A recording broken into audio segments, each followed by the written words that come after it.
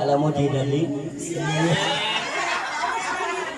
itong mga binigay ng ating mga ninong, ninang, kaibigan, mga pamangkin, kapatid ko, kapatid mo, lahat-lahat sila.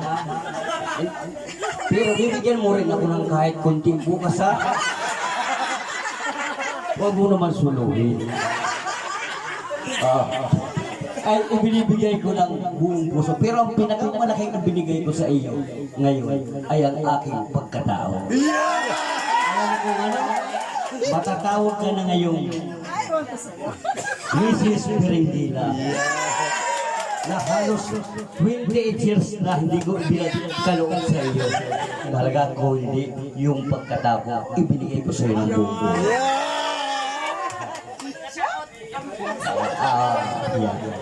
Kung hindi pa mga nag-arayaw ang mga nasa tabi-tabi niya sinuro kaya doon sa mga ibang lugar, ikaw lang ang hindi umayaw. At wala ko na. Kaya ako na, sabi ko, ikaw na ang pakakasalan ko. Kahit marami na akong pagkakamali. Ano yon? Ano yon? Naging tapat ka pa rin sa akin. Nagdrama? Nagkukumpisal na. Kaya ngayon, sasabihin ko na, hindi ko pa narinig, I love you 3 times a day. Tumingin man ako sa iba, laging uuwi ako sa iyo. Kahit na umaga.